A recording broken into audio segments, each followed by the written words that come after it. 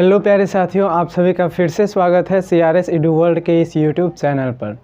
तो हमने last class में श्वसन नाम के अध्याय को वन शॉट में कवर कर लिया था। आज की वीडियो में हम लोग परिवहन नाम के अध्याय की शुरुआत कर रहे हैं। ये क्लास 10th के बिहार बोर्ड के लिए बच्चों के लिए जो है वीडियो है। इसमें हम लोग बायोलॉजी के सीरीज़ को वन शॉट के अंदर कवर अप करने की कोशिश कर रहे हैं। तो आज की क्लास को शुरू करने से पहले एक छोटा सा मोटिवेशनल लाइन। जब हम कोई सक्सेस अचीव कर लेते हैं और लोग ये कहते हैं कि तुम तो तेज़ था, तुमको तो इतना नंबर आना ही था, तो उस समय मैं कैसे उसको रिप्लाई कर सकता हूँ या कैसे उसको सेटिस्फाई कर सकता हूँ, इसके लिए एक छोटा सा जो है मोटिवेशनल लाइन है। आपको क्या पता कि अंधेरा क्या होता है? आपको क्या पता कि अंधेरा क्या होता है? आप तो आँख बंद करके सोते हैं और आपके आँख खुलते ही सवेरा होता है। इसी मोटिवेशनल लाइन के साथ आज की क्लास को भी हम लोग शुरू करते हैं। तो आज की क्लास का नाम क्या है? आज का जो अध्याय है वो है परिवहन। तो परिवहन में हम लोग क्या पढ़ेंगे? निम्न स्तर के जीवों में परिवहन। निम्न स्तर के जीव, जीव का मतलब सजीव, जिसमें पेड़ पौधे और जीव जंतु दोनों आते हैं। तो निम्न स्तर का पौधा कौन कौन सा है? निम्न स्तर के पौधे में आपको याद रखना है क्लेमाइडोमोनास, जैसे हो गया क्लेमाइडोमोनास, यूग्लिना, हाइड्रा। ये क्या है? निम्न स्तर के पौधे हैं, जिसमें ये दोनों क्या है? शैवाल। तो शैवाल हो या निम्न स्तर के पौधे और निम्न स्तर के जंतु में आपको क्या ध्यान में रखना है? निम्न स्तर के जंतु में अमीबा हो गया, पैरामीशियम हो गया, अमीबा, पैरामीशियम, ये सभी निम्न स्तर के क्या हैं? जीव जंतु हैं। तो निम्न स्तर के पौधे हो या निम्न स्तर के जंतु हैं, उसमें परिवहन की क्रिया किसके विधि से होता है? विसरण के विधि से। विसरण क्या होता है? जैसे मान लीजिए यहाँ पदार्थ की सांद्रता अधिक है और यहाँ कम है, तो ऑटोमेटिक ही पदार्थ क्या करेगा? अधिक सांद्रता से कम सांद्रता की ओर जाने लगेगा। फॉर एग्जांपल, जब हम क्या करते हैं, परफ्यूम को छोड़ते हैं तो यहाँ पर जो होता है गैस का संघनन ज़्यादा होता है। जहाँ पर हम क्या करते हैं गैस को उत्सर्जित करते हैं, वहाँ गैस की मात्रा अधिक होती है। फिर वहाँ से गैस क्या होता है? धीरे धीरे पूरे कमरे में फैल जाता है। तो हम कहते हैं कि पदार्थ यहाँ पर ज़्यादा था तो यहाँ उसकी सघनता ज़्यादा थी, और जहाँ पर उसकी सघनता नहीं थी या कम थी वहाँ वो चला गया। तो पदार्थों के अधिक सांद्रता से कम सांद्रता या अधिक सघनता से कम सघनता की ओर जाना ही विसरण कहलाता है। इसी प्रक्रिया के माध्यम से निम्न स्तर के जीवों में श्वसन, पोषण, वृद्धि, चलन, जितने भी जैव प्रक्रम होते हैं वो सब होते हैं। तो यहाँ परिवहन है, तो परिवहन भी किस क्रिया से हो जाएगा? विसरण से। अब उच्च स्तर के जीवों, जैसे उच्च स्तर के पौधों जैसे आम वगैरह हो गया, और उच्च स्तर के जीव जैसे मनुष्य, इसमें जो परिवहन होता है वो एक विशेष तंत्र के माध्यम से होता है, जिसे हम लोग परिसंचरण तंत्र कहते हैं। एक्चुअली पेड़ पौधों में किसी भी तरह का तंत्र नहीं होता है। उच्च स्तर के पेड़ पौधों में भी परिवहन सरलता से ही होता है। परिवहन की क्रिया अत्यधिक सरल है, सरलता पूर्वक ही होता है। पेड़ पौधों में परिवहन के लिए दो उत्तक होते हैं, जाइलम और फ्लोएम, उसको अभी हम समझते हैं। तो अब हमारा हेडिंग जो होगा वो होगा उच्च स्तर के पौधों में परिवहन। उच्च स्तर के पौधों में परिवहन। तो जो उच्च स्तर के पौधे होते हैं उसमें परिवहन की जो घटना है वो संवहन मंडल के आधार पर होता है। संवहन मंडल, संवहन मंडल। जैसे उच्च स्तर के जंतुओं में होता है क्या? परिसंचरण तंत्र। और उच्च स्तर के पौधे जो हैं उसमें संवहन मंडल होता है। इसमें दो तरह के उत्तक होते हैं, पहला का नाम है जाइलम और दूसरा का नाम है फ्लोएम। जाइलम का काम होता है जल का परिवहन करना, जल का परिवहन करना, और फ्लोएम का काम होता है भोजन का परिवहन करना। भोजन यानी क्या? खाद्य पदार्थ का परिवहन करना। जाइलम उत्तक जो है यह मृत होता है, मृत कोशिका का बना होता है, यानी यह मृत कोशिकाओं का बना होता है। कौन? तो जाइलम उत्तक। और फ्लोएम जो है ये जीवित कोशिकाओं का बना होता है, जीवित कोशिकाओं का बना होता है। नेक्स्ट हम लोग बात करें तो जो जाइलम उत्तक होता है इसमें जल सिर्फ नीचे से ऊपर जाता है। देखो पेड़ पौधे जो हैं इसमें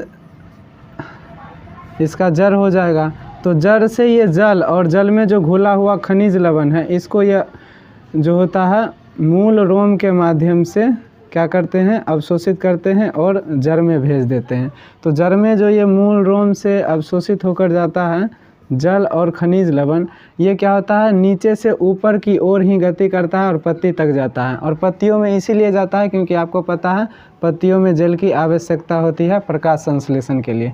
फिर प्रकाश संश्लेषण से यहाँ भोजन बनेगा, तो भोजन बनेगा तो वो अन्य पर मतलब पौधों की शाखाओं में भी जाएगा, फिर जड़ में भी आएगा। यानी कि भोजन जो है वो पौधों के सभी भागों में जाता है, लेकिन जड़ जो है जल जो है वो जड़ से होकर पत्ती तक ही जाता है। यानी जल एक दिशीय प्रवाह करता है, जबकि भोजन का प्रवाह बहुदिशीय होता है, यानी सभी जगह होता है। तो इसीलिए लिखा गया है जाइलम के लिए क्या लिख सकते हैं हम लोग कि जल का एक दिशीय परिवहन करता है। एक दिशीय में भी अगर पूछा जाए कैसे, तो नीचे से ऊपर की ओर एक दिशीय परिवहन करता है कौन, जाइलम। और फ्लोएम कैसे करेगा, तो यह भोजन का बहुदिशीय परिवहन करेगा, बहुदिशीय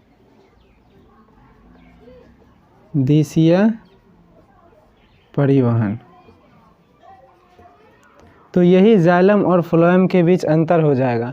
जाइलम क्या कहेंगे, पौधों का वह संवहन मंडल का सदस्य जो क्या करता है, या पौधों में पाया जाने वाला वह उत्तक जो जल का परिवहन करे उसे जाइलम उत्तक कहते हैं। तो पहला काम इसका होगा जाइलम का, ये जल का परिवहन करता है, जबकि फ्लोएम जो है वो भोजन का परिवहन करता है। ये भोजन प्रकाश संश्लेषण के माध्यम से बनते हैं, आपको पता है पोषण वाले अध्याय में ही ये क्लियर हो गया है। अब देखो जाइलम जो होता है वो मृत कोशिका होता है, जबकि फ्लोएम कैसा होता है, जीवित कोशिका होता है। अब देखिए जाइलम जल का परिवहन या पदार्थों का परिवहन एक दिशीय रूप में करता है, जबकि फ्लोएम जो है वो बहुदिशीय रूप में करता है। तो ये जाइलम और फ्लोएम के बीच अंतर हो गया। अब ये कैसे कार्य करता है एक छोटा सा चित्र बनाकर उसको हम लोग समझते हैं।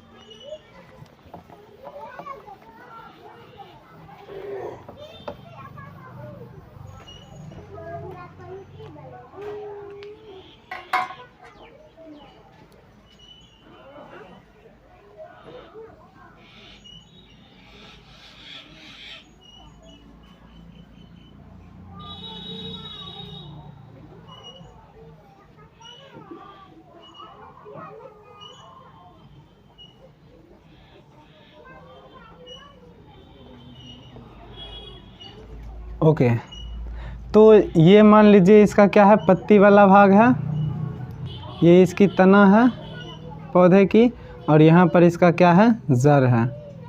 अब जड़ जो होता है, देखिए ये जड़ होता है। अब इस जड़ में छोटे छोटे बाल के आकार की इस तरह की आकृति होती है या संरचना होती है, इसे हम लोग मूल रोम कहते हैं। क्या बोलते हैं, मूल रोम। तो जड़ में क्या होगा, छोटा छोटा सा मूल रोम होगा। मूल रोम का काम आपको क्या ध्यान में रखना है, मूल रोम जो होता है यहाँ पर जो भी मिट्टी में क्या होते हैं, पानी होता है यानी जल होता है, और जल में घुला हुआ खनिज लवण यानी जल और क्या, खनिज लवण।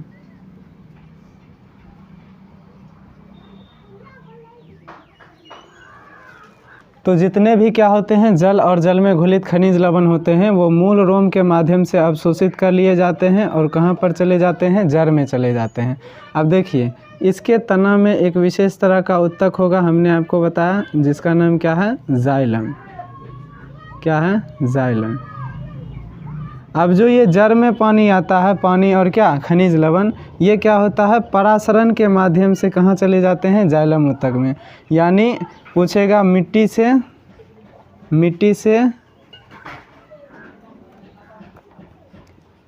से जल जो है वो जड़ तक कैसे पहुंचता है, तो किस क्रिया से जाता है, परासरण से। परासरण से तो ये इस क्रिया का नाम क्या हो जाएगा, परासरण हो जाएगा। तो परासरण के माध्यम से जो होता है मिट्टी के जल किस में जाते हैं, मूल रोम के माध्यम से जड़ में जाते हैं। अब जड़ तक जब ये पानी पहुंचता है तो ये फिर नीचे से ऊपर कैसे पहुंचता है, तो एक्चुअली पत्तियों में या पेड़ पौधों के ऊपरी भाग में एक तरह की घटना होती है जिसका नाम है वाष्पोत्सर्जन। क्या नाम है, वाष्पोत्सर्जन। इसको तोड़िएगा तो वाष्प उत्सर्जन। वाष्प का मतलब जब जल क्या करेगा, गैस बनकर बाहर निकलेगा तो जल का गैसीय अवस्था क्या कहलाता है, वाष्प। और जल का वाष्प के रूप में पेड़ पौधों की पत्तियों के माध्यम से बाहर निकलना ही क्या कहलाता है, वाष्पोत्सर्जन कहलाता है। तो जब यहाँ पानी घट जाएगा यानी वाष्पोत्सर्जन हो जाएगा तो यहाँ पानी की कमी हो जाएगी, जिसके कारण वाष्पोत्सर्जन के कारण नीचे से पानी खींचने के लिए एक प्रेशर जनरेट हो जाता है, यानी दबाव आ जाता है। यानी वाष्पोत्सर्जन के कारण जल क्या होता है, जाइलम के माध्यम से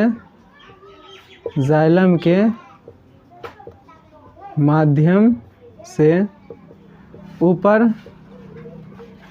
पत्ती तक पहुंचता है,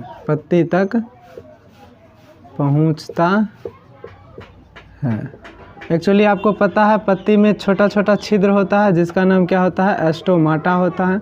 तो एस्टोमाटा के माध्यम से जब सूर्य के प्रकाश की किरण आती है पत्तियों पर तो एस्टोमाटा के माध्यम से उसमें जो जल रहता है वो वाष्प बनकर उड़ने लगता है। इसी घटना को हम लोग वाष्पोत्सर्जन कहते हैं। और जब यहाँ जल की कमी हो जाती है तो वाष्पोत्सर्जन के कारण ही, जल की कमी होने के कारण क्या होता है, जल को नीचे से खींचा जाता है। और जल नीचे से ऊपर किस रास्ते के माध्यम से जाता है या किस संरचना के माध्यम से जाता है, तो उसका नाम क्या है, जाइलम।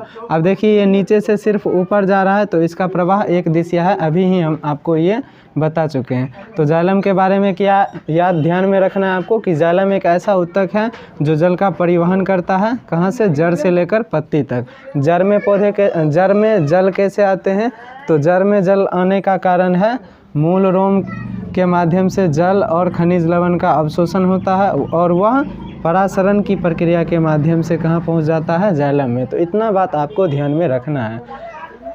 नेक्स्ट अब हम लोग फ्लोएम की बात करें तो मान लीजिए यहाँ पर क्या है, फ्लोएम ऊतक है। तो फ्लोएम क्या करता है, भोजन का परिवहन। तो इन्हीं पत्तियों में प्रकाश संश्लेषण के माध्यम से खाना बन जाता है। खाना में क्या बनता है, तो ग्लूकोज बनता है। अब ये ग्लूकोज क्या होते हैं, ये ग्लूकोज फ्लोएम ऊतक के ऊपरी भाग में आ जाते हैं, यानी फ्लोएम ऊतक वहाँ जहाँ भी रहता है वहाँ पर ये ग्लूकोज आकर जमा हो जाता है। फिर इस खाद्य पदार्थ में या ग्लूकोज में क्या होता है, जाइलम से जल मिल जाता है। क्या मिलता है, जल मिल जाता है जाइलम के माध्यम से।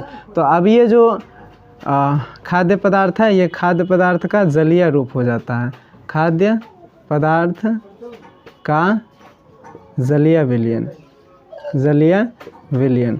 तो ये क्या है, खाद्य पदार्थ का जलीय विलयन है। और जब इसमें जल आ जाता है तो यहाँ सांद्रता बढ़ जाती है, इसीलिए ये नीचे की ओर भी आता है। और जहाँ जहाँ सांद्रता कम होती है वहाँ यानी जहाँ भी भोजन की आवश्यकता होती है वो उस क्षेत्र में क्या होता है, सांद्रता कम हो जाती है। और यहाँ सांद्रता ज़्यादा क्या हुआ, क्योंकि जाइलम से जल यहाँ आ गया और खाद्य पदार्थ का क्या बना दिया, जलीय विलयन। तो खाद्य पदार्थ पौधों में इधर उधर जहाँ भी जाते हैं वो फ्लोएम ऊतक के माध्यम से जाते हैं, और किस रूप में जाते हैं, जलीय विलयन के रूप में। इसमें जल कहाँ से आता है, तो जाइलम से ही आता है। तो इतना बात आपको ध्यान में रखना है। तो यहाँ पर इसका प्रवाह जो है वो बहुदिशीय हो गया है। तो ये चीज़ आपको क्या करना है, ध्यान में रखना है। तो अभी हमने जो समझा वो क्या था, जाइलम और फ्लोएम में किस प्रकार जल का या भोजन का परिवहन होता है। तो नेक्स्ट अब हमारा जो टॉपिक है वो है क्या, वाष्पोत्सर्जन। तो अब हम समझते हैं किसको, वाष्पोत्सर्जन को, वाष्पोत्सर्जन। तो अभी ही हमने आपको बताया कि पेड़ पौधे के जो पत्ती होती है, पत्ती में छोटा छोटा छिद्र होता है, उसका नाम क्या होता है, एस्टोमाटा, या हिंदी में इसको बोलते हैं रंध्र। तो रंध्र के माध्यम से जब सूर्य की प्रकाश इस पर पड़ती है तो ये रंध्र में यानी पेड़ पौधों की पत्तियों में जो जल होते हैं वो वाष्प रूप में आ जाते हैं। किस रूप में, वाष्प रूप में। और क्या होते हैं, ऊपर पत्ती से जल का निकलना शुरू हो जाता है। तो इसी घटना को हम लोग क्या कहते हैं, वाष्पोत्सर्जन। यानी पेड़ पौधों की पत्तियों में उपस्थित रंध्र के माध्यम से जल का वाष्प रूप में बाहर निकलना ही वाष्पोत्सर्जन कहलाता है। और वाष्पोत्सर्जन का महत्व अब हम लोग देखते हैं। तो ये हो गई इसकी परिभाषा। ये वाष्पोत्सर्जन ये तो पत्ती से हो गया। अब इसके तना जो होते हैं, तना में भी छोटा छोटा छिद्र होता है जिसको वातरंध्र बोलते हैं। क्या बोलते हैं, वातरंध्र बोलते हैं, या इंग्लिश में इसको लेंटिसेल्स बोलते हैं, लेंटिसेल्स। तो लेंटिसेल्स या स्टोमाटा के माध्यम से जल का पौधों के शरीर से बाहर निकलना वाष्पोत्सर्जन कहलाता है। जहाँ से भी ये बाहर निकलेंगे वहाँ पर क्या होगा, सांद्रता कम हो जाएगी और इसीलिए यहाँ पर क्या होता है, जल की आवश्यकता महसूस होने लगती है। और इसीलिए क्या होता है, नीचे से जो होता है खिंचाव उत्पन्न ये कर देते हैं, जिसके माध्यम से जो जाइलम है वो क्या करता है, पानी को नीचे से ऊपर भेज देता है। तो वाष्पोत्सर्जन के महत्व में इस बात को हम लिख सकते हैं। वाष्पोत्सर्जन की परिभाषा क्लियर है। अब इसके महत्व को हम लोग देखते हैं। अगर वाष्पोत्सर्जन ना हो तो पौधे का जो है पत्ती है वहाँ तक जल नहीं पहुँच पाएगा, क्योंकि खिंचाव ही उत्पन्न नहीं होगा। और वहाँ तक जब जल नहीं पहुँचेगा तो जल अगर उसको नहीं मिला तो प्रकाश संश्लेषण नहीं होगी और इस प्रकार पौधे की मृत्यु हो सकती है। तो पहला तो है जल को पत्ती तक लाने के लिए क्या होता है, वाष्पोत्सर्जन खिंचाव उत्पन्न करता है, खिंचाव उत्पन्न करना। तो पहला काम इसका ये हो गया। दूसरा देखिए, जहाँ भी वाष्पोत्सर्जन की घटना होती है वहाँ के ऊपर जो होता है, चूँकि वहाँ पर बहुत सारे जो होते हैं जल वो वाष्प के रूप में वायुमंडल में छोड़े जाते हैं। तो ये वाष्प ऊपर क्या होते हैं, संघनित होकर बादल बनाते हैं और वर्षा करते हैं। तो वाष्पोत्सर्जन के कारण वन के क्षेत्रों में वर्षा आकर्षित होती है, वर्षा आकर्षित होती है। तो इसका महत्व ये भी हो जाएगा हमारा।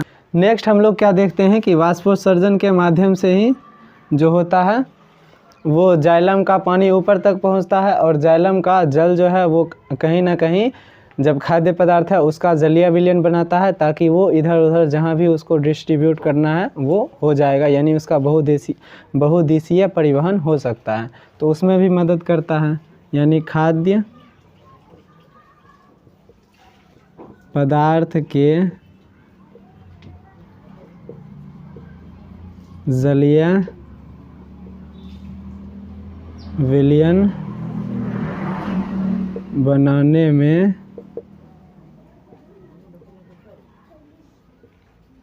जाइलम में खिंचाव उत्पन्न करना। एक्चुअली ये तो पहला वाला जो हमारा है इसी का एक रूप हो जाता है, खिंचाव उत्पन्न करना।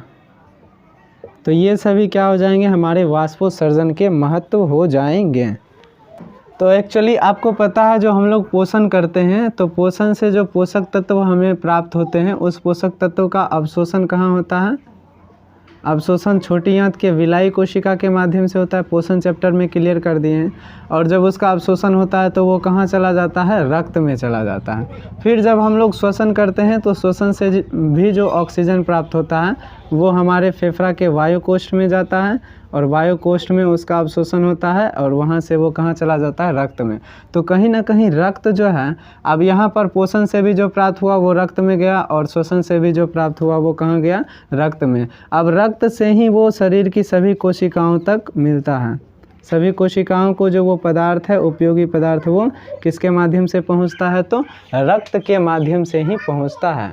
तो जब रक्त के माध्यम से पहुँचता है तो हम देखो, परिवहन एक्चुअली होता क्या है, उपयोगी पदार्थों का एक जगह से दूसरे जगह तक जाना ही परिवहन कहलाता है। अब परिवहन में उपयोगी पदार्थ हमारा पोषण से क्या प्राप्त होता है, पोषक तत्व, और शोषण से क्या प्राप्त होता है, ऑक्सीजन। और साथ ही जो हमारा कोशिका है इसमें अनुपयोगी पदार्थ भी बनता है, जिसको कि वापस हमको रक्त क्या करता है, वायुकोष्ठ में भेजता है। फिर वायुकोष्ठ से फेफड़ा के द्वारा हम उसको बाहर निकाल लेते हैं। तो वो उत्सर्जन का एक टॉपिक हो जाता है। तो वहाँ हम लोग उसको अच्छे से डिस्कस करेंगे। तो उपयोगी पदार्थ हमने देखा कि हमारे शरीर में मुख्य रूप से रक्त में जाते हैं और फिर रक्त के माध्यम से वो पूरे शरीर में डिस्ट्रीब्यूट किए जाते हैं, यानी भेजे जाते हैं। तो कहीं ना कहीं परिवहन में रक्त का बहुत ही ज़्यादा महत्व हो जाता है। तो अब हम लोग समझते हैं रक्त के बारे में। आपको पता है रक्त हमारा किस रूप में रहता है? तरल रूप में। तरल यानी पानी के जैसा रहता है। जब भी हमारा ब्लड गिरता है तो हम देखते हैं कि वो द्रव अवस्था में रहता है। तो तो इसीलिए रक्त को क्या कहा जाता है? रक्त को तरल संयोजी उत्तक कहा जाता है। क्या कहा जाता है? तरल संयोजी उत्तक। तरल क्यों? क्योंकि ये तरल अवस्था में रहता है। संयोजी क्यों? क्योंकि रक्त ही सबको हमारे शरीर में बहुत सारे अंगों में को कनेक्ट करके रखता है, यानी जोड़ कर रखता है। तो इसीलिए इसको संयोजी कहते हैं। और उत्तक इसलिए क्योंकि इसमें बहुत सारी कोशिकाएं होती हैं। तो रक्त के बारे में क्या कहेंगे? रक्त एक तरल संयोजी उत्तक है। जो हम भोजन करते हैं तो पोषक तत्वों को विलाई कोशिका से अवशोषण के बाद जो प्राप्त होता है उसे शरीर के प्रत्येक कोशिका में भेजता है। जो हम शोषण करते हैं तो वो ऑक्सीजन गैस को भी वायु कोश से अवशोषण के माध्यम से प्राप्त करके शरीर की प्रत्येक कोशिका तक भेजता है। इसके अलावा बहुत सारा काम इसका है। तो तरल सीधा कहेंगे रक्त एक ऐसा तरल संयोजी उत्तक है जो हमारे शरीर में परिवहन में महत्वपूर्ण भूमिका निभाता है। उसके बाद जो हमारा रक्त है इसके दो भाग होते हैं। एक होता है ठोस भाग और एक होता है कौन सा भाग? द्रव भाग, यानी तरल भाग जिसको बोल सकते हैं। तो जो 55% रक्त का भाग है वो तरल होता है और जो 45% है वो क्या होता है? ठोस होता है। रक्त के ठोस भाग को 3 भाग में बांटा गया है, आरबीसी, डब्ल्यूबीसी और प्लेटलेट्स। और रक्त का जो द्रव भाग है इसको हम लोग क्या बोलते हैं? प्लाज्मा बोलते हैं। क्या बोलते हैं? प्लाज्मा। तो ये हो गया अपना क्या? प्लाज्मा। आरबीसी क्या हो गया? लाल रक्त कोशिका। लाल रक्त कोशिका या कणिका भी इसको बोल सकते हैं। डब्ल्यूबीसी क्या हो गया? श्वेत रक्त कोशिका।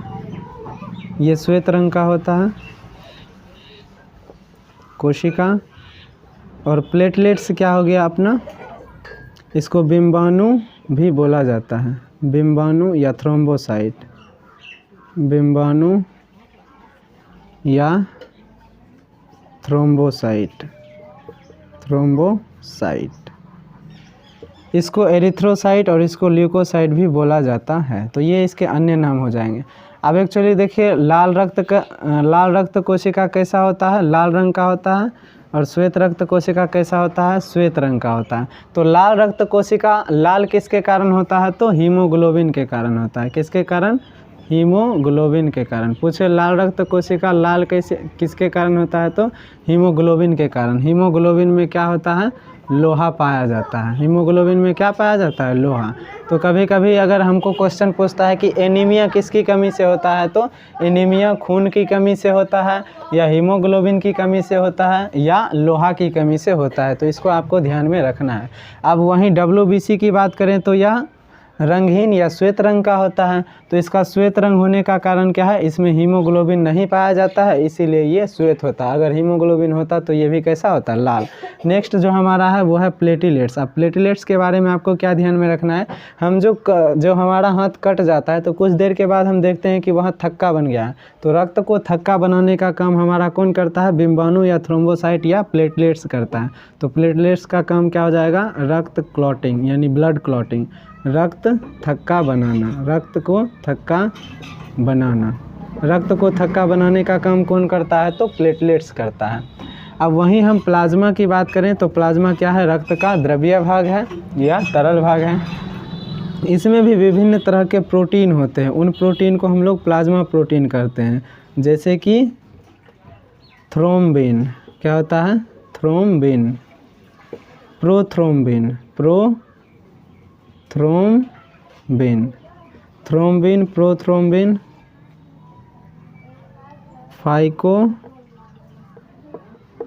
फाइब्रिनोजन,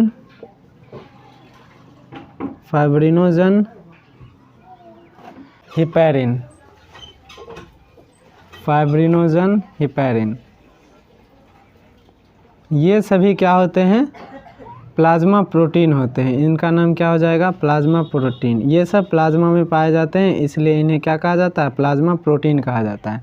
अब इसमें फाइब्रिनोजन जो है, अगर ऐसा प्लाज्मा जो है हमारा, प्लाज्मा माइनस फाइब्रिनोजिन,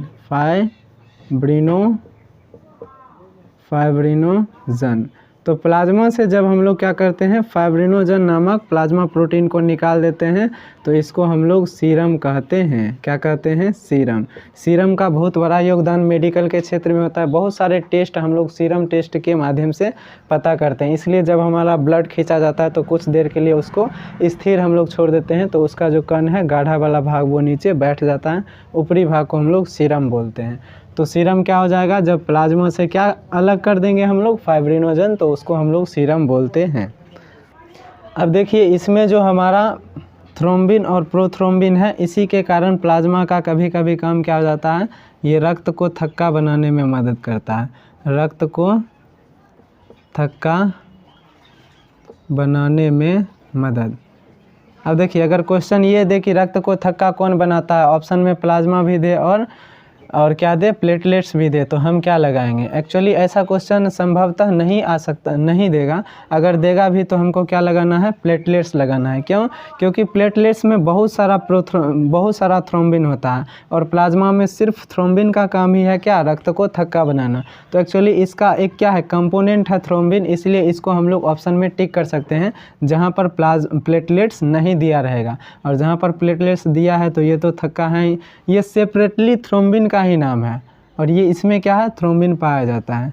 तो जैसे अगर हमको पूछा जाए कि मूंछ किस में होता है, मूंछ किस में होता है, तो हम क्या लगाएंगे, तो वहाँ पर ऑप्शन में दिया है मनुष्य, कुत्ता, बिल्ली, गधा, तो हम लगा देते हैं मनुष्य, क्योंकि मनुष्य में ही मूंछ होता है। पर अगर क्वेश्चन ये दे कि मूंछ निम्न में होता है, महिला, पुरुष, तो यहाँ पर क्या हो जाएगा, डेफिनेटली कह रहा है कि किसी पार्टिकुलर, जैसे मनुष्य, उसी में ये स्पेसिफाई करके पूछ रहा है, तो उसमें हम लोग क्या लगाते हैं, किसको लगाते हैं, मनुष्य में आदमी को लगाते हैं, यानी पुरुष में। तो उसी तरह प्लाज्मा में थ्रोम्बिन है, इसका काम है रक्त का थक्का बनाना, ये तो थ्रोम्बिन का थक्का ही है, तो इसका भी काम क्या हो जाएगा, रक्त को थक्का बनाना। तो यहाँ आपको ये समझना था, मनुष्य का हृदय या मानव हृदय, जिसको कि हम लोग बोलते हैं दिल, यानी हार्ट, ह्यूमन हार्ट के बारे में अब हम लोग समझते हैं। तो सबसे पहले उसका हमें क्या फिगर ड्रॉ कर लेते हैं। तो इस तरह आपको क्या करना है, एक फिगर को ड्रॉ कर लेना है।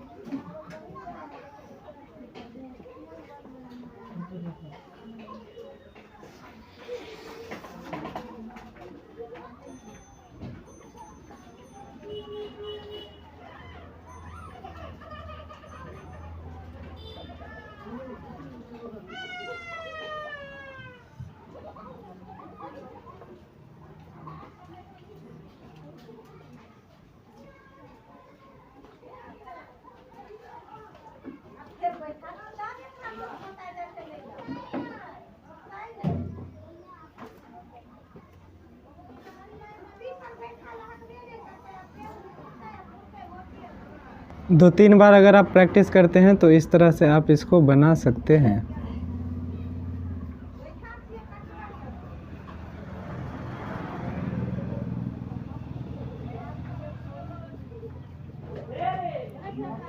अब देखिए मनुष्य का जो हृदय है, इसमें 4 चैम्बर होते हैं, 1 2 3 4। ऊपरी भाग को हम लोग क्या बोलते हैं, ऊपरी चैम्बर को अलिंद बोलते हैं। क्या बोलते हैं, अलिंद। और निचले भाग को या निचले चैम्बर को हम लोग क्या बोलते हैं, नीला बोलते हैं।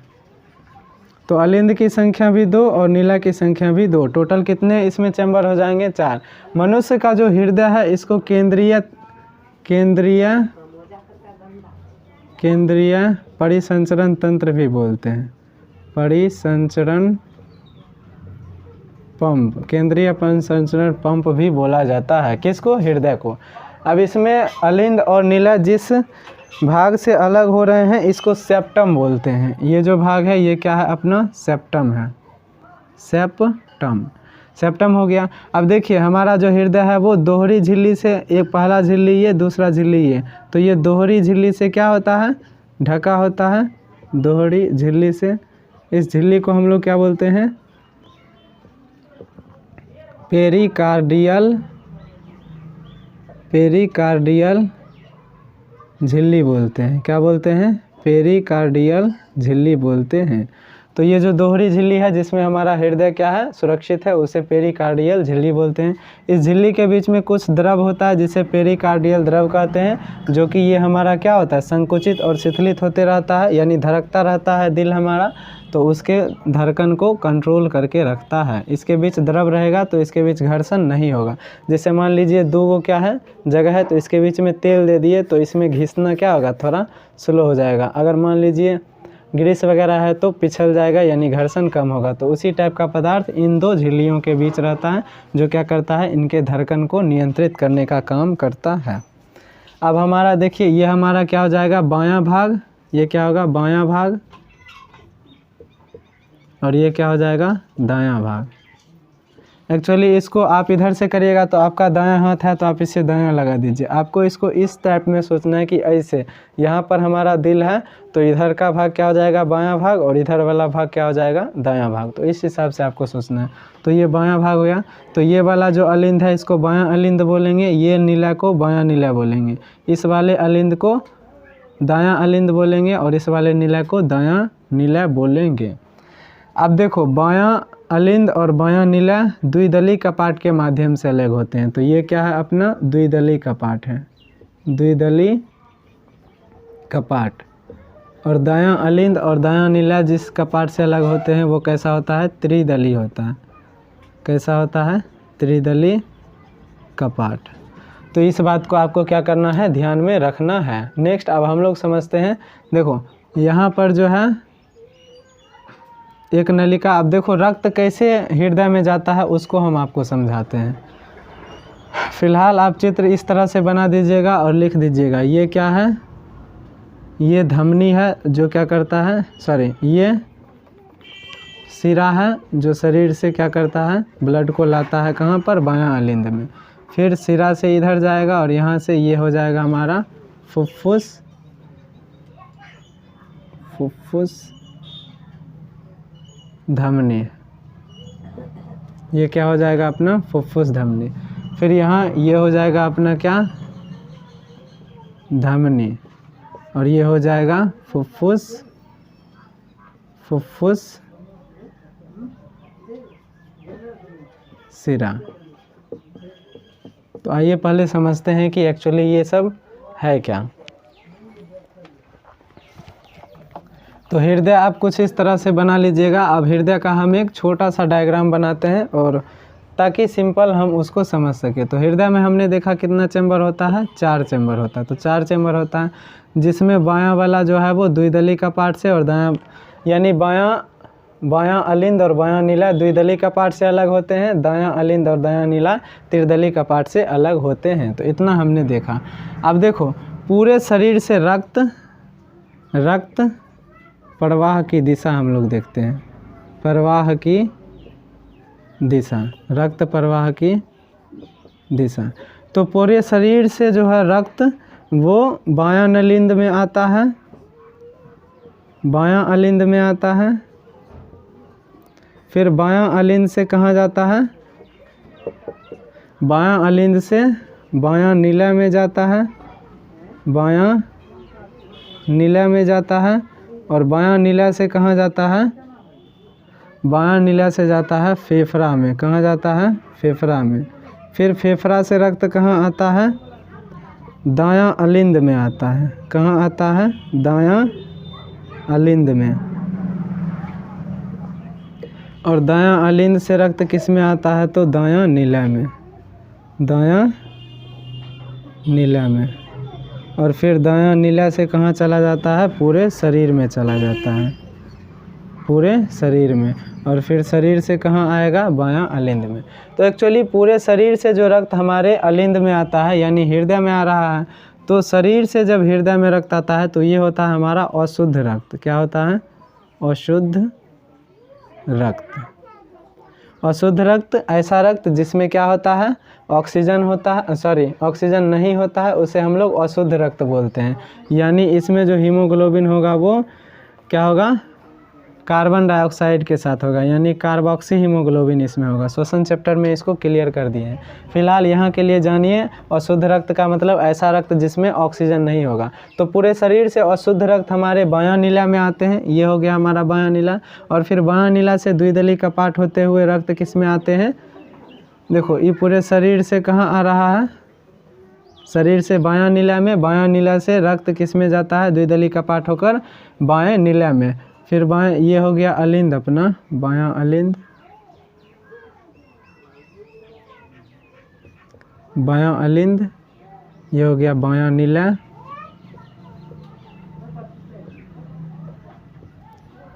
ये हो गया दायां अलिंद,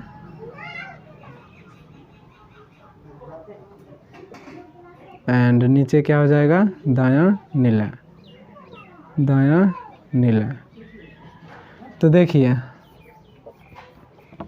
तो पूरे शरीर से अशुद्ध रक्त हमारा बायां नीला में आता है, सॉरी बायां अलिंद में आता है। फिर बायां अलिंद से रक्त किस में जाता है, बायां नीला में। फिर बायां नीला से जो होता है रक्त ऐसे करके कहाँ चला जाता है, फेफड़ा में चला जाता है। बायां अलिंद से रक्त कहाँ चला जाता है, फेफड़ा में। और फिर फेफड़ा में ऑक्सीजन आता है तो फेफड़ा में रक्त शुद्ध हो जाता है। और फिर शुद्ध रक्त हमारा किस में चला जाता है, दायां अलिंद में। और फिर दायां अलिंद से रक्त किस में चला जाता है, दायां नीला में, त्रिदलीय कपाट होते हुए। और फिर दायां नीला से हमारा शुद्ध रक्त कहाँ पहुंच जाता है, शरीर की पूरी कोशिकाओं में। फिर कोशिकाओं में वो क्या हो जाता है, अशुद्ध हो जाता है। तो अशुद्ध फिर आता है किस में, अशुद्ध फिर किस में आ जाएगा, बायां अलिंद में। फिर बायां अलिंद से बायां नीला में, किस कपाट से होकर, द्विदलीय कपाट से होकर, किस कपाट से होकर, द्विदलीय कपाट। और फिर बायां अलिंद से कहाँ जाता है, फेफड़ा में। फेफड़ा क्या करता है, रक्त को शुद्ध करता है, रक्त को शुद्ध करता है। शुद्ध कैसे करता है जी, क्योंकि फेफड़ा में ऑक्सीजन आकर जमा रहता है जो श्वसन क्रिया से आता है, तो रक्त में ऑक्सीजन मिल गया। और शुद्ध रक्त का मतलब ऐसा रक्त जिसमें क्या होता है, जिसमें ऑक्सीजन नहीं होता है। और शुद्ध रक्त का मतलब जिसमें ऑक्सीजन होता है। तो जैसे ही बायां नीला से फेफड़ा में जाता है तो ऑक्सीजन आ जाता है, तो यहाँ से ये शुद्ध रक्त हो गया। क्या हो गया, शुद्ध रक्त। अब शुद्ध रक्त दायां अलिंद में आते हैं, दायां अलिंद में, फिर दायां नीला में शुद्ध रक्त आते हैं। और फिर यहाँ से पूरे शरीर में जाते हैं। अब पूरे शरीर से फिर इसी तरह से जाएगा। एक्चुअली देखो, अब यहाँ पर जो रक्त वाहिनी का मतलब एक ऐसा नली, एक ऐसा नलिका जो क्या करेगा, रक्त को बहाएगा। जिस नलिका से होकर रक्त बहता है उसे रक्त वाहिनी कहते हैं। तो ऐसा रक्त वाहिनी जो क्या करता है, शुद्ध रक्त का परिवहन करता है। और जो अशुद्ध रक्त का परिवहन करता है वो क्या कहलाता है, उसको हम लोग देखते हैं। तो जो रक्त वाहिनी पूरे शरीर से अशुद्ध रक्त को कहाँ लाता है, बायां नीला में लाता है, उसको हम लोग कहते हैं शिरा। क्या कहते हैं, शिरा कहते हैं। और जो शिरा से क्या करेगा, पूरा अशुद्ध रक्त पूरे शरीर से कहाँ आएगा, बायां अलिंद में। फिर यहाँ पर बायां नीला में आया तो अशुद्धि है। फिर जो रक्त वाहिनी क्या करेगा, हृदय से अशुद्ध रक्त को कहाँ लेकर जाएगा, फेफड़ा में। उसको हम लोग कहते हैं फुफ्फुस धमनी, फुफ्फुस धमनी। तो फुफ्फुस धमनी अशुद्ध रक्त को हृदय से कहाँ लेकर जा रहा है, फेफड़ा में। अब फेफड़ा में लेकर जाएगा तो वो शुद्ध हो जाएगा। तो फेफड़ा से शुद्ध रक्त को जो दायां अलिंद में लेकर आएगा उसको हम लोग बोलते हैं फुफ्फुस शिरा, फुफ्फुस शिरा। तो फुफ्फुस शिरा क्या करता है, शुद्ध रक्त को फेफड़ा से कहाँ लाता है, दायां अलिंद में। फिर दायां अलिंद से दायां नीला में जाएगा। और फिर दायां नीला से पूरे शरीर में कहाँ जाता है, फिर दायां नीला से पूरे शरीर में जाता है। तो ये जो रक्त वाहिनी लेकर जाता है उसको बोलते हैं धमनी, जो कि शुद्ध रक्त को लेकर जा रहा है। तो अभी हमने क्या समझा, इसको देख लीजिएगा। तो अभी हमने क्या समझा कि जो शिरा है ये क्या करता है, अशुद्ध रक्त को क्या करता है, अशुद्ध रक्त को कहाँ से लेकर जाता है, अशुद्ध रक्त को पूरे शरीर से हृदय में लाता है। तो अशुद्ध रक्त का परिवहन करता है, कौन चीज़, शिरा। शिरा क्या करता है, अशुद्ध रक्त का परिवहन करता है। और कहाँ से कहाँ करता है, तो पूरे शरीर से हृदय में लाता है, हृदय तक। और हृदय में कहाँ, तो हृदय में लाता है बायां अलिंद में। ये भी अगर आप पूरा ऐसे स्पेसिफाई करिएगा तो लिख सकते हैं बायां अलिंद तक। तो पूरे शरीर से बायां अलिंद तक अशुद्ध रक्त का जो परिवहन करता है वो क्या है, अपना सिरा है। ये सब क्या है, रक्त वाहिनी है, रक्त वाहिनी। अब सेकेंड देखिए, सेकेंड है हमारा क्या, धमनी। तो धमनी हमने क्या देखा कि धमनी शुद्ध रक्त को का परिवहन करेगा, शुद्ध रक्त का परिवहन। और कहाँ से कहाँ तक करता है शुद्ध रक्त का परिवहन, तो हृदय से, हृदय में कहाँ से लेगा ये, तो दायां नीला से, दायां नीला, दायां नीला से पूरे शरीर तक, पूरे शरीर तक। ओके। उसके बाद तीसरा हमारा क्या है, फुफ्फुस, फुफ्फुस सिरा। फुफ्फुस सिरा शुद्ध रक्त का परिवहन करता है, अगेन किसका, शुद्ध रक्त का परिवहन। कहाँ से कहाँ तक, तो फेफड़ा से, फेफड़ा से लेगा, फेफड़ा से कहाँ, दायां अलिंद तक, फेफड़ा से दायां अलिंद तक। नेक्स्ट हमारा जो है फोर्थ, वो है फुफ्फुस धमनी, फुफ्फुस धमनी।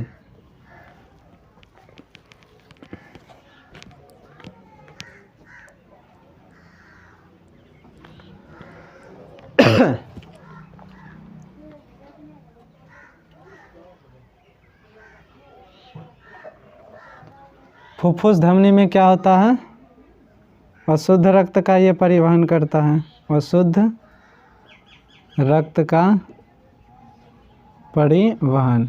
तो ये क्या करता है, अशुद्ध रक्त का परिवहन। और कहाँ से कहाँ तक करता है, तो हृदय से। अब हृदय में कहाँ से लेगा, बायां नीला से, बायां नीला से, बायां नीला से हृदय में, बायां नीला से कहाँ तक, फेफड़ा तक, फेफड़ा तक। तो ये हमारे रक्त वाहिनी हो गए, और ये इनके क्या हो गए, कार्य हो गए। किस में शुद्ध रक्त जाता है, तो धमनी में और फुफ्फुस सिरा में शुद्ध रक्त। और अशुद्ध रक्त किस में जाता है, तो सिरा में और फुफ्फुस धमनी में अशुद्ध रक्त जाता है। अब यहाँ आपको ध्यान में क्या देना है, एक्चुअली ये सब हो कैसे रहा है, तो ये सब हृदय के धड़कन पर निर्भर करता है कि हृदय किस गति से धड़क रहा है। और हृदय को धड़काता कौन है, तो उसको भी आपको क्या करना है, ध्यान में रखना है। हृदय जो है, जिसको हार्ट बोलते हैं, HEART, हार्ट, जो हमारा हृदय है, इसको जो गति कराता है, यानी हृदय गति, यानी हृदय में जो मोशन होता है, जो गति होता है, वो किसके कारण होता है, तो ये गति होता है एक तंत्रिका तंत्र के कारण। किसके कारण, तंत्रिका तंत्र, यानी हमारा दिमाग। और दिमाग में जो इस हृदय के गति को कंट्रोल करता है, उसको SA नोड बोलते हैं। क्या बोलते हैं, SA नोड। SA नोड नाम का तंत्रिका तंत्र जो है, वो हृदय को गति करने के लिए, यानी हृदय को धड़काता है। यानी हृदय की धड़कन का कारण क्या है, SA नोड। SA नोड एक ऐसा है, इसीलिए इसको पेस मेकर भी बोलते हैं, पेस मेकर। क्या बोलते हैं, पेस मेकर। अब हृदय को हम लोग क्या बोलते थे, केंद्रीय जो है परिसंचरण पंप। क्यों, क्योंकि ये रक्त को पंप करने का काम करता है, यानी रक्त को पूरे शरीर में भेजने का काम करता है। हमने क्या देखा कि जैसे हृदय है, तो पूरे शरीर से अशुद्ध रक्त इसमें आता है, पूरे शरीर से क्या होता है, अशुद्ध रक्त आता है। फिर ये क्या करता है, हृदय से फेफड़ा में जाता है रक्त। कहाँ जाता है, फेफड़ा में। और यहाँ पर ये शुद्ध होकर पुनः कहाँ आता है, हृदय में। और फिर हृदय से पूरे शरीर में जाता है। तो ये कौन सा होगा, शुद्ध रक्त। तो इसमें हमने देखा कि हृदय में, एक बार हृदय में आता है अशुद्ध रक्त, फिर फेफड़ा से शुद्ध रक्त आता है, तब हृदय से पूरे शरीर में जाता है। तो ऐसे में देखते हैं कि हृदय से होकर रक्त 2 बार जाता है। एक बार यानी हृदय पूरे एक बार जब इसका धड़कन होगा, तो इससे होकर कितना बार रक्त जाता है, 2 बार जाता है। इसलिए हृदय को DOUBLE, डबल सर्कुलेशन सर्कुलेशन यानी दोहरी परिवहन केंद्र भी बोलते हैं, परिवहन केंद्र भी बोला जाता है। डबल सर्कुलेटरी सेंटर या सेंटर ही बोल सकते हैं, है ना। तो हमारा हृदय जो है या मनुष्य में कैसा परिवहन तंत्र होता है, तो दोहरी परिवहन तंत्र। क्यों? क्योंकि यहाँ पर जो शुद्ध रक्त होते हैं और अशुद्ध रक्त, या सीधे बोलेंगे जो रक्त होते हैं वो हृदय से होकर एक बार में, मतलब एक परिवहन पूरा करने में 2 बार हृदय से होकर रक्त को गुजरना पड़ता है। इसीलिए हमारे शरीर में दोहरी परिवहन तंत्र के, दोहरी परिवहन केंद्र के रूप में हृदय जाना जाता है। अब हृदय का जो धड़कन है, हृदय का धड़कन देखिए, हृदय के धड़कन को हम लोग समझते हैं। तो यहाँ पर क्या था, 2 अलिंद था और 2 क्या था, नीला था।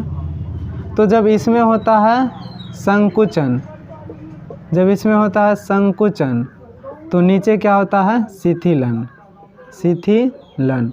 और जब नीचे होगा क्या, संकुचन, तो ऊपर होगा शिथिलन। इस तरह से हृदय गति करता है। हृदय जब संकुचित होता है तो इसको हम लोग सिस्टोल बोलते हैं। क्या बोलते हैं, सिस्टोल। और जब हृदय में शिथिलन होता है तो इसको बोलते हैं डायस्टोल, डायस्टोल। तो इसको बोलते हैं सिस्टोल और इसको बोलते हैं डायस्टोल। एक्चुअली जब मापा गया कि कितना दबाव ये जनरेट करता है, यानी कितना दबाव लगाता है, जब हम लोग रक्तचाप को समझते हैं, अभी हम लोग रक्तचाप को थोड़ा देख लेते हैं, फिर ये चीज़ आपको क्लियर हो जाएगा। रक्तचाप जिसको कि ब्लड प्रेशर बोला जाता है, ब्लड प्रेशर, या फिर इसको जनरली हम लोग बीपी बोलते हैं। तो बीपी क्या है, हृदय जिस गति से रक्त को पंप करता है, यानी हृदय द्वारा रक्त, देखो हृदय जिस क्या करेगा, रक्त को गति प्रदान करेगा, यानी रक्त को क्या करेगा, पंप करेगा। तो रक्त जो रक्त वाहिनी में जाएगा, रक्त वाहिनी में, तो रक्त वाहिनी में रक्त क्या करेगा, एक दबाव लगाएगा, और उसी दबाव का नाम क्या है, रक्तचाप है, जिसे इंग्लिश में क्या बोलते हैं, ब्लड प्रेशर बोलते हैं। तो हृदय के द्वारा रक्त वाहिनी में रक्त के द्वारा रक्त वाहिनी में लगाया गया दबाव ही रक्तचाप कहलाता है। ऐसा क्यों होता है, हृदय के पंप करने के कारण होता है। हृदय को पंप कौन कराता है, तो SA नोड आपको बता रखे हैं। तो देखो हृदय की जो गति होती है उसको ECG नामक एक क्या है, हमारा इलेक्ट्रोकार्डियोग्राफ नाम का एक मशीन है, जिसमें हम लोग हृदय के गति को देखते हैं। फिल्म नहीं देखते हैं, इस तरह का मशीन होता है जिसमें इस तरह की क्या रेखा चित्र चलते रहते हैं, टें टें टें टें टें टें बोलते रहता है ना। अब देखो बीपी जो होता है, जब सिस्टोल होता है और डायस्टोल होता है, तो ऐसा देखा गया कि हृदय जब संकुचित होता है तो कितना रक्तचाप होता है रक्त वाहिनी पर, तो ये देखा गया 120 mmHg। अब mmHg क्या है, दाब का मात्रक है। तो जब क्या करता है, सिस्टोल होता है, सिस्टोल, तो उस समय देखा गया रक्तचाप कितना आता है बीपी, तो 120। और जब डायस्टोल होता है, डायस्टोल, जो हमारा डायस्टोल होता है, तो देखा गया रक्त वाहिनी पर कितना दबाव लगता है, तो 80 mmHg लगता है। तो इसीलिए बीपी को कहा गया है कि बीपी जो हमारा होता है वो नॉर्मल 120/80 होता है। तो नॉर्मल आदमी का, यानी सामान्य आदमी का जो बीपी होता है वो कितना होता है, 120/80। अगर बीपी इससे क्या है, कम है, तो उसको हम लोग बोलते हैं हाइपोटेंशन, हाइपोटेंशन। लेकिन वहीं अगर बीपी क्या है, 120/80 से ज़्यादा है, तो इसको बोलते हैं हाइपरटेंशन। क्या बोलते हैं, हाइपरटेंशन, हाइपरटेंशन। हाइपरटेंशन के कारण क्या होता है, हमारा हार्ट अटैक भी हो जाता है, HERT, heart attack. Heart attack की जो घटना है वो क्या है, हाइपरटेंशन की वजह से ही होता है। या हमारा दिमाग का जो है नस भी फट सकता है, जिस स्थिति में हमारी मृत्यु हो सकती है। नेक्स्ट हम लोग एक छोटा सा टॉपिक पढ़ लेते हैं, लसिका को, और उसके बाद हमारा ये चैप्टर पूरी तरह से कंप्लीट हो जाएगा। देखिए लसिका क्या होता है, जैसे मान लीजिए ये कोई उत्तक है, उत्तक किसको बोलते हैं, कोशिकाओं के समूह को उत्तक बोलते हैं। तो कोशिकाओं का समूह होगा, इसमें 2 कोशिकाओं के बीच या कोशिकाओं के बीच जो खाली स्थान होता है उसको अंतर कोशिकीय स्थान कहते हैं। क्या कहते हैं, अंतर कोशिकीय स्थान। तो अंतर कोशिकीय स्थान में जब रक्त जाता है ना, तो वो विसरण प्रक्रिया के माध्यम से जाता है। किस प्रक्रिया के माध्यम से? विसरण प्रक्रिया के माध्यम से। तो रक्त का बहुत सारा कंपोनेंट था, यानी रक्त में क्या था? आरबीसी भी था, डब्ल्यूबीसी भी था। तो क्या विसरण में सभी छनकर अंतरकोशिकीय स्थान में चले जाते हैं? तो ऐसा नहीं है। जो हमारा ये आरबीसी है ये नहीं जा पाता है, बाकी डब्ल्यूबीसी, प्लेटलेट्स वगैरह वो सब चले जाते हैं। तो जब क्या होता है, अंतरकोशिकीय स्थान में रक्त विसरण के माध्यम से पहुंचता है तो उसमें क्या होता है? आरबीसी नहीं होता है, जबकि अन्य जो है डब्ल्यूबीसी वगैरह हो जाता है। और इसमें जो भी होते हैं, जैसे रक्त मान लीजिए कार्बन डाइऑक्साइड को लेकर जा रहा होता है या ऑक्सीजन को या अन्य कोई उपयोगी पदार्थ को लेकर जा रहा होता है, तो सब विसरण के माध्यम से अंतरकोशिकीय स्थान में पहुंच जाते हैं। तो अंतरकोशिकीय स्थान में पहुँचे ऐसा रक्त जिसमें आरबीसी नहीं होता है उसे हम लोग क्या बोलते हैं? लसिका बोलते हैं। अब लसिका में कार्बन डाइऑक्साइड, CO2 या जो भी रक्त ले जा रहा होता है वो सब आ जाता है। लसिका का रंग इसीलिए रंगहीन या पीला होता है, रंगहीन या हल्का पीला होता है। लाल इसलिए नहीं होता है क्योंकि आरबीसी जा ही नहीं पाता है, और आरबीसी में ही ना हीमोग्लोबिन है, तो इसीलिए ये चीज़ें हो जाती है। नेक्स्ट एक चीज़ होता है केशिका। जैसे हमने आपको बताया कि जैसे पूरा शरीर था हमारा, तो पूरे शरीर से रक्त कहाँ जाएगा? देखो यहाँ पर बना लेते हैं, मान लीजिए फेफड़ा, फिर यहाँ पर हमारा हृदय और ये हमारा शरीर।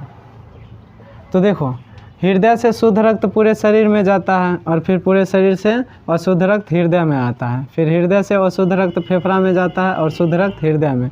तो इस तरह की घटना होती है।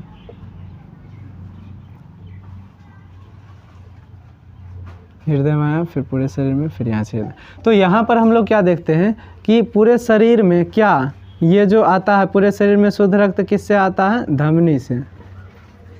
और पूरे शरीर से अशुद्ध रक्त किससे जाता है? शिरा से।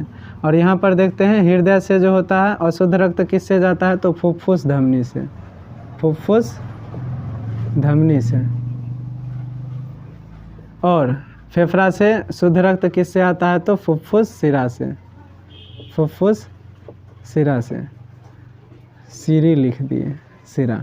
तो यहाँ पर ये क्या आ रहा है? यहाँ से क्या जाता है? अशुद्ध रक्त और शुद्ध रक्त आता है। लेकिन शरीर में कहीं ना कहीं ये धमनी और शिरा मिला होगा तो ही ना ये जो होता है अशुद्ध रक्त बनता है शरीर में, मतलब शुद्ध आया। अब शरीर की कोशिकाओं द्वारा क्या उसकी उपयोग होगा, और मान लीजिए ऑक्सीजन उससे निकल कर उसमें CO2 मिल जाता है रक्त के साथ, आपको श्वसन चैप्टर में पढ़ा रखे हैं, तो वो अशुद्ध रक्त जाता है। तो कहीं ना कहीं ये दोनों नलिका, शिरा और धमनी मिलता होगा तब न इसका रक्त इसमें चला जाता है। तो बहुत ही पतली पतली महीन या सूक्ष्म नलिकाएं होती हैं, सूक्ष्म नलिकाएं होती हैं जो क्या करती है? शिरा को यानी धमनी को और शिरा को जोड़ती है। उस नलिका का ही नाम है केशिका, कोशिका नहीं। क्या नाम है? केशिका। तो इसको भी आपको ध्यान में रखना है। चलिए, तो इसी के साथ हमारा ये अध्याय, परिवहन नाम का अध्याय कंप्लीट होता है। मिलते हैं नेक्स्ट वीडियो में नेक्स्ट चैप्टर के साथ। तब तक के लिए बाय बाय, जय हिंद।